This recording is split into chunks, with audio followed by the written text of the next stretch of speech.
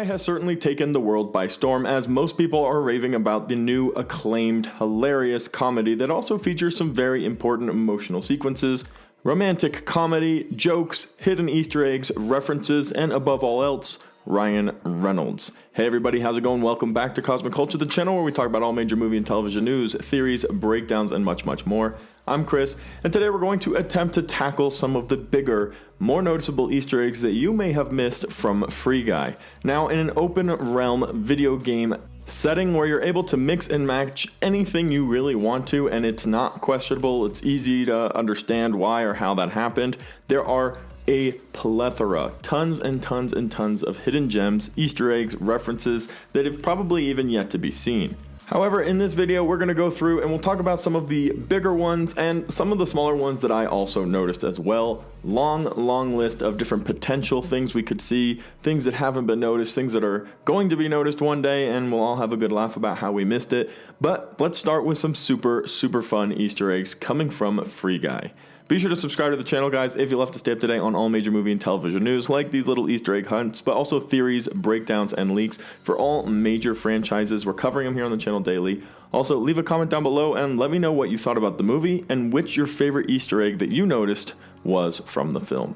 So let's start off by just talking about Ryan Reynolds as a whole, who in himself is just one giant reference and Easter egg.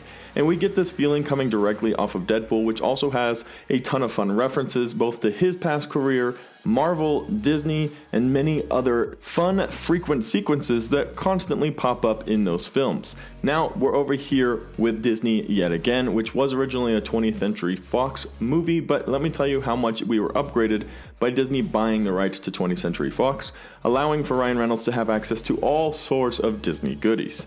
But the first two major Easter eggs that you already knew were going to be in there were number 1, Deadpool, and number 2, Aviation Gin. Now, I'm sure there were more than one of each of these references, but the main ones that I saw were behind the streamer that played Channing Tatum's character, who was probably and arguably one of the better characters at the game, one of the better players at the game, when they went to get the secret piece they needed to find all of the evidence that the game was hidden. You could see behind him on his bulletin board that there was a Deadpool poster from the original movie. So definitely an easy one to stick in there, and anybody who plays this game to the extent that this guy did definitely loves Deadpool, as he lived in his mom's basement and was definitely a super nerd. And I mean that in the most loving way. The other one that you just knew was going to happen was Aviation Gin, which is the gin company that Ryan Reynolds owns. He and his digital media group, Maximum Effort, make a ton of super fun advertisements and commercials for this product, so you just knew it was going to be in there somewhere, and it was actually in 2 different places. At first, when Ryan Reynolds' Free Guy is walking around kind of experiencing the world, there's a bottle of Aviation Gin on the ground behind him, and it even says subtle ad placement here right on top of it. So just a really funny inclusion that, like I said, you knew was going to happen in the film, but was awesome when you did finally see it. The other one is when they walk into the bar behind the secret door that was behind the murder train, there was a bottle of Aviation Gin also on the bar there as well. So also an actual subtle ad placement there, but super funny and also always fun to see. Then we can talk about all of the big, huge, major ones, the Avengers, the Star Wars, the Fortnite, Portals, all of these different video games that were included, and the list really does go on because they were not so subtle, but they were a lot of fun to have included, and the ability for Free Guy to get permission from Disney to just do all of this because Disney owns Free Guy was super awesome to see. In the third act, when the final fight against Guy and Dude was going on, there were all sorts of different inclusions. Namely, and probably most noticeably, the Captain America shield, followed quickly by Captain Steve Rogers himself, Chris Evans, who was watching on his phone like most of the world was at the time.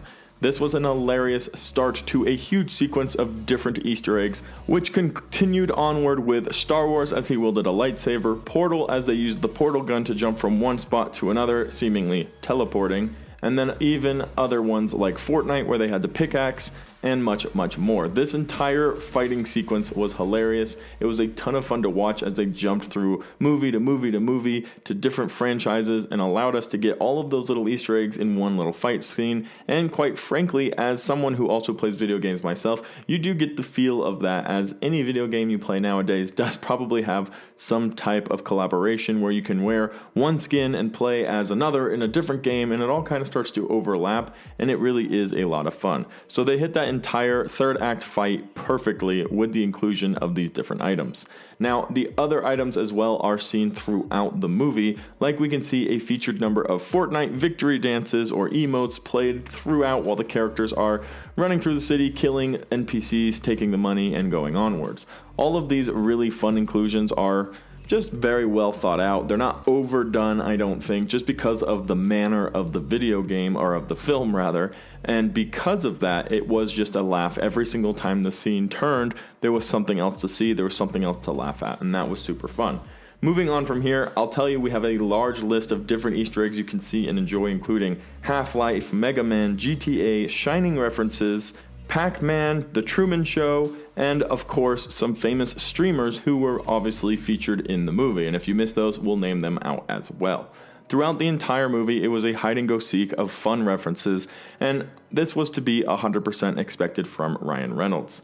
During the scenes where we get a montage of Guy waking up every morning, talking to Goldie, eating his cereal, getting dressed, and leaving, this montage almost matches perfectly Bill Murray's Groundhog Day, where he did the same thing, woke up every day, did the exact same routine, woke up at the same time, and moved on out with his day.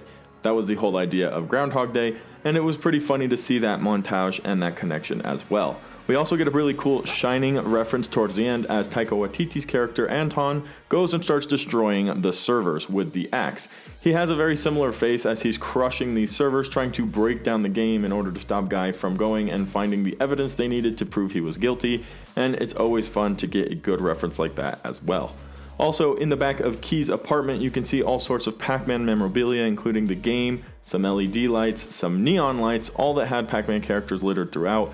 Also a very fun one to get, as it was actually later revealed in an interview that this was the actor's favorite video game and a huge inspiration for him as well.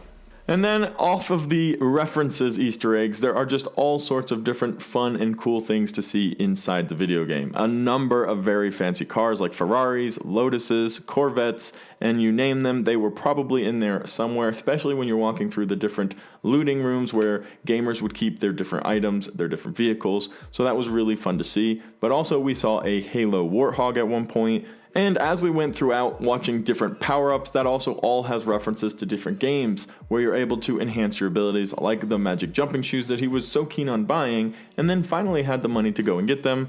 Little did he realize what the abilities were. And he used them to ultimately get away from the cops, who were actually people who were programming the game, trying to figure out what was going on with this character, thinking that he was cloned as an NPC, which would have been against the game's rules. However, he was just artificial AI, and we ended up getting a fun movie overall from that.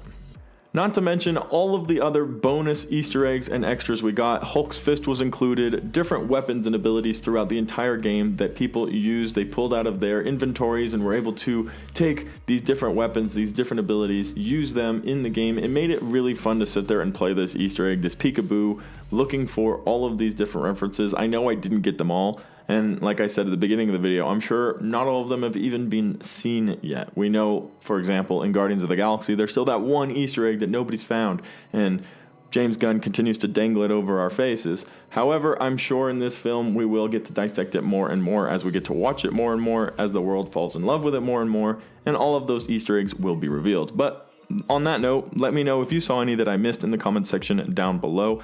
As always, thank you to everybody who watched to the very end of the video. If you found it helpful, useful, or entertaining, consider subscribing, turning on that notification bell, and I'll see you guys on the next one right here on Cosmic Culture.